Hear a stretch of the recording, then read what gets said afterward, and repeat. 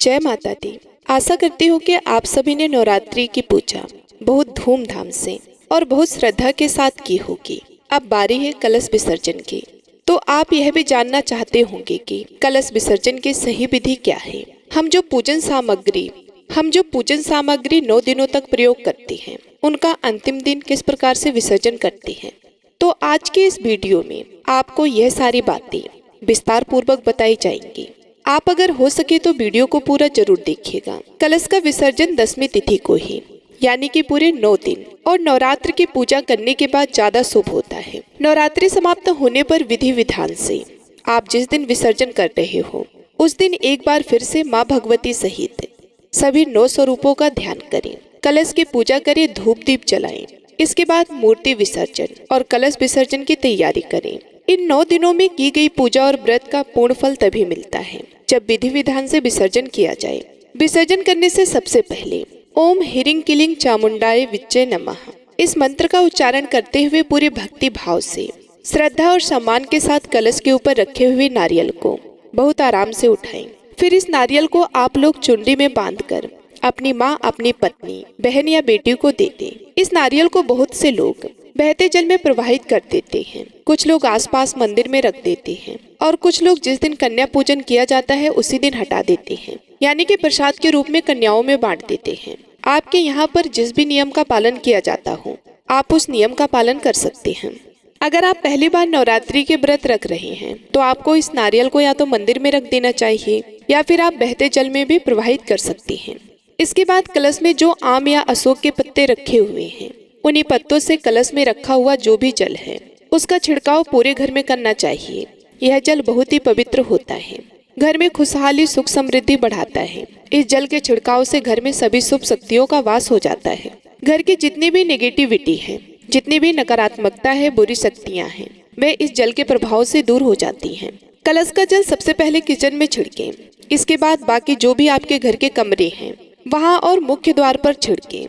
गलती से भी बाथरूम या टॉयलेट के आसपास या किसी भी अन्य अपवित्र जगह पर इस कलश के जल को नहीं छिड़कना चाहिए। इसके बाद जितना भी जल बच गया है उसे आप तुलसी के पौधे को छोड़कर बाकी किसी भी पवित्र पौधे में या किसी भी पौधे में आप विसर्जन कर सकते हैं। क्योंकि जो भी माता होती हैं उनकी पूजा में माता को तुलसी पत्र नहीं चढ़ाए जाते। इसलिए यह जो हमने कलश की पूजा की हुई है, कलश के अंदर जल रखा हुआ है, यह माँ भगवती के नाम से ही हमने स्थापना की हुई है। इसलिए हमें इस जल को तुलसी के पौधे में विसर्जित नहीं करना चाहिए। जल की कुछ बूंदें परिवार के सभी सदस्यों को अपनी आंखों और अपने माथे पर भी लगाना चाहिए। कई बार ऐसा होता है कि 9 दिनों की पूजा करने के बाद जब विसर्जन की बारी आती है तो कलश में रखा हुआ जल या तो बहुत कम बचता है या पूरी तरह से सूख जाता है। अगर आपने कलश स्थापना के लिए मिट्टी के कलश का प्रयोग किया हुआ है तो अधिकतर यह होता है कि कलश का जो जल है वह सूख जाता है या फिर बहुत कम बचता है। तो फिर जितना भी जल बचा है आप उसका ही छिड़काव कर सकते हैं। कलश के जल में आपने जो भी सामग्री डाली है उसमें सबसे पहले आप जो भी सिक्का है उसे निकाल कर अपनी तिजोरी, अपने पर्स में या जहाँ पर भी आप रुपए रखते हो वहाँ पर रख लें।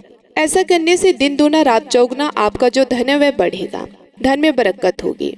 जो भी आपके घर में अनावश्यक रूप से खर्चे हो रहे हैं उसमें कमी होगी, आपके जीवन में धन की कमी नहीं होगी। और इसके बाद जो भी आपने कौड़ी या कमल के गट्ठे पानी के अंदर डाले हैं तो कौड़ी को तो आप वापस से पूजा में प्रयोग कर सकते हैं। कमल गट्ठे का या हल्दी की गांठ का, लौंग, सुपारी, इलायची का आपको विसर्जन कर देना चाहिए। इनका विसर्जन आप बहते जल में कर सकते हैं या आप किसी भी पवित्र वृक्ष के नीचे गड्ढा करके वहां पर दबा सकते हैं। आपने जो ज्वारे बोए हैं ये ज्वारे बहुत ही शुभ होते हैं, तो थोड़ी सी ज्वारे निकाल कर आप अपनी तिजोरी या पर्स में भी रख सकते हैं। जब आपको कोई भी समस्या हो तब आप इन ज्वारों का फिर से दर्शन कर सकते हैं। पूरे साल भर ये ज्वारे अपने पर्स में रखें और उसके बाद इनका विसर्जन कर सकते हैं। ऐसा करने से माँ भगवती की कृपा सदा आप पर बनी रहेगी। और जो भी ये ज्वारे हैं इनको प्रसाद रूप में सभी लोगों को थोड़ा थोड़ा जरूर ग्रहण करना चाहिए। ज्वार को कभी भी चाकू से या कैंची से नहीं काटना चाहिए। ऊपर का जो हिस्सा होता है वह आप अपनी उंगलियों से बहुत आराम से, सावधानी के साथ तोड़ लें और एक एक दो ज्वारे कम से कम, अधिक हो सके तो अधिक खा सकते हैं, नहीं तो कम से कम 1-2 पत्तों का सेवन परिवार के सभी सदस्यों को करना चाहिए। बाकी जो ज्वारे बच गए हैं उन्हें आप गौशाला में गौ माता के लिए दे दें। आसपास गौशाला या गौ माता को खिलाना संभव ना हो तो आप इन्हें किसी भी पवित्र वृक्ष के नीचे, जैसे पीपल, बरगद या बेल या बेल वृक्ष के नीचे, आंवले के वृक्ष के नीचे भी रख सकते हैं। कलश स्थापना में आपने अगर मिट्टी के बर्तनों का प्रयोग किया है, चाहे वे कलश के लिए हो या फिर ज्वारे बोने के लिए, तो उनका विसर्जन भी आपको कर देना चाहिए। मिट्टी के जो भी दिए या बर्तन आपने प्रयोग किए हैं, उनको आपको अगली पूजा में फिर से प्रयोग नहीं करना चाहिए। आप उनका विसर्जन कर दें। आप उन्हें किसी पेड़ के नीचे रख सकते हैं और या फिर उनमें आप पानी और अन्न डालकर चिड़ियों के लिए भी रख सकते हैं। कलश के कंठ पर मुंह पर जो आपने कलावा बांधा है उसे खोलकर आप अपने कलाई में अपने हाथ में बांध सकते हैं। और जो चुनरी आपने नारियल के ऊपर बांधी थी, उसे भी आप अपने घर में तिजोरी में रख सकते हैं या फिर अपने घर के मुख्य द्वार पर आप उस चुनरी को बाहर की तरफ से बांध सकते हैं। यह थी कलश विसर्जन की संपूर्ण जानकारी। अब जानिए कलश विसर्जन आपको किस दिन किस शुभ मुहूर्त में करना चाहिए। नवरात्रि में स्थापित किए गए कलश विसर्जन हमेशा 9 दिन और 9 रात माँ भगवती के सभी 9 रूपों की पूजा करने के बाद 10वें दिन दशमी तिथि को ही करना शुभ माना जाता है। इस बार दशमी तिथि 2 दिन है और ऐसे में आपके मन में यह भी प्रश्न होगा कि विसर्जन किस दिन करना चाहिए, क्योंकि इस बार दशमी तिथि 12 अक्टूबर शनिवार को सुबह 10:05 से शुरू होगी और 13 अक्टूबर रविवार की सुबह 9:09 पर समाप्त होगी। ऐसे में आप दशमी तिथि यानी 12 अक्टूबर शनिवार को सुबह 10:05 से शाम 5 बजे के बीच में कलश विसर्जन कर सकते हैं। ध्यान रखिएगा कि कलश विसर्जन सुबह सूर्योदय के बाद और शाम को सूर्यास्त से पहले किया जाता है। अब कुछ लोगों के यहाँ पर दशमी तिथि के दिन भी विसर्जन करना सही नहीं मानते हैं। अगर आपके घर में भी ऐसा होता हो तो आप रविवार के दिन जब दशमी तिथि समाप्त हो जाए तो उसके बाद से शाम को सूर्यास्त से पहले तक विसर्जन कर सकते हैं। हमारे यहाँ दशमी तिथि के दिन ही विसर्जन किया जाता है, इसलिए हमारे यहाँ की जो मान्यताएं हैं वह मैंने आपको इस वीडियो में शेयर की है। अगर आपके यहाँ एकादशी तिथि को विसर्जन किया जाता है तो कमेंट बॉक्स में जरूर बताइएगा। अब जानते हैं अष्टमी नवमी तिथि के बारे में और कन्या पूजन के मुहूर्त के बारे में। इस बार अष्टमी तिथि 10 अक्टूबर गुरुवार को, नवमी तिथि 11 अक्टूबर शुक्रवार को और दशमी तिथि 12 अक्टूबर शनिवार को रहने वाली है। नवरात्रि के दिनों में महाअष्टमी और महानवमी तिथि अपने आप में बहुत ही महत्वपूर्ण होती है, क्योंकि इन्हीं दोनों तिथियों में कन्या पूजन भी किया जाता है। आपके यहाँ पर यदि अष्टमी तिथि को कन्या पूजन किया जाता हो तो आप अष्टमी तिथि के दिन करें और नहीं तो नवमी तिथि के दिन कन्या पूजन किया जाता है।